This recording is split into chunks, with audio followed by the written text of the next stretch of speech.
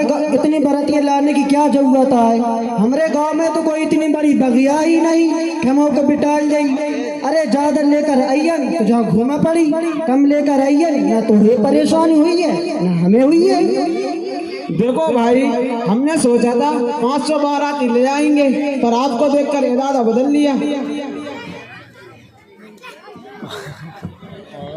बंद करो इन खुराफात को। आप लोगों ने शादी को एक तरीन मसला बना दिया है। ऐसा लग रहा है आप लोग शादी नहीं सौदा कर रहे हैं और अपने लड़के को बेच रहे हैं। मेरे भाई कुछ तो शर्म करो, तुम एक मुसलमान हो।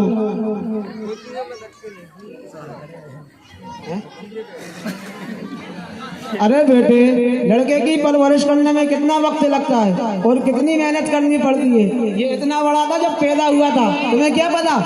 क्या लड़की इतनी बड़ी पैदा हो गई थी? लड़की के माँ बाप मेहनत से नहीं पालते क्या?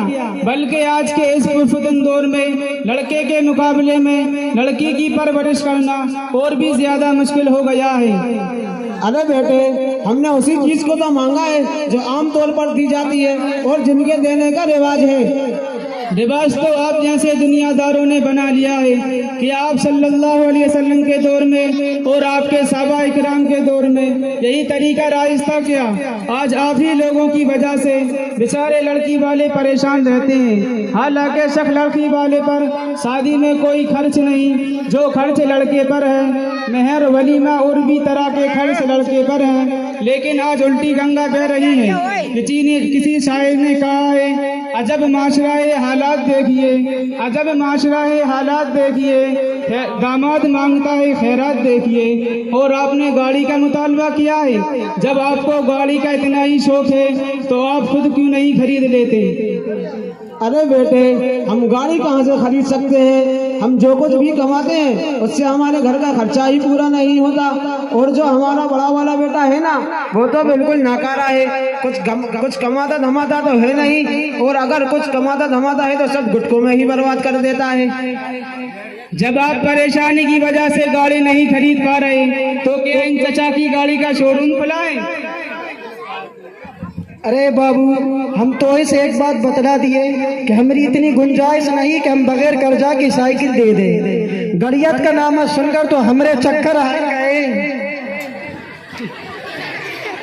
अफसोस है आप जैसे लोगों पर जिनके पास साइकिल खरीदने की हैसियत नहीं, उनसे आप गाड़ी का मुतालबा कर रहे हैं। यही वजह है कि आज के बूढ़े बाप जहेज का सामान मुहैया करने के लिए कमाने पर मजबूर हो गए हैं। किसी ने क्या खूब कहा है, रहने सहने का जब से मेरा ठिकाना हो गया, रहने सहने का जब से मेरा ठिकाना हो गया, जाने क्यों दुश्मन मेरा तब से जमाना हो गया।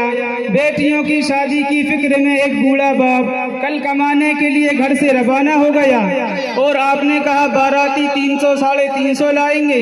आखिर मेरे भाई, क्या जरूरत है इस तरह से लाकर लड़की वाले को परेशान करने की?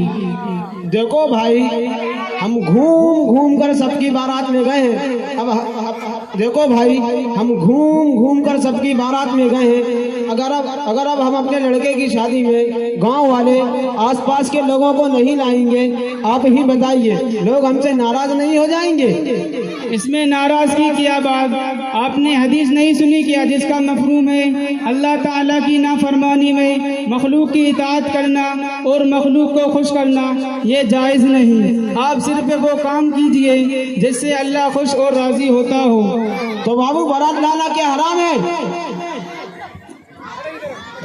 बाबू, एक बात बतावा कि जो हमसे मांगा तो आए कि मांगना दुरुस्त है, और अगर हम अपनी खुशी से कुछ दहेज दें जाए कि ना ही। अच्छा, तो ये भी बताइए सबसे अफजल शादी कौन सी है? देखिए, ये सारे सवालात बड़े बड़े हैं। मुझे कुछ ज़्यादा कुछ इल्म नहीं, क्योंकि मैं एक तालिब इल्म हूँ। इन सारे सवालात के जवाब देने के लिए मैं एक मौलाना साहब को फोन लगाकर बुलाता हूँ।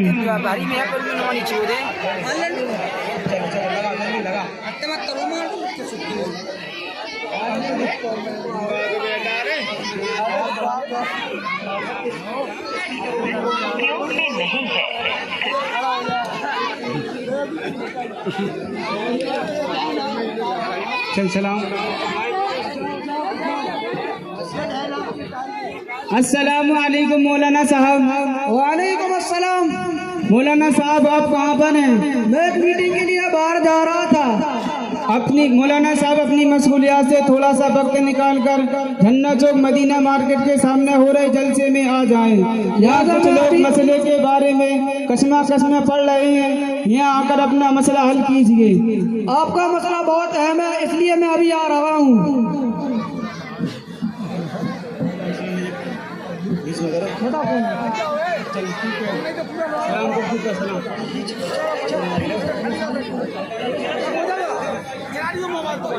मौलाना साहब, इन लोगों के कुछ सवालात हैं, आप हल फरमा दे तो मेहरबानी होगी।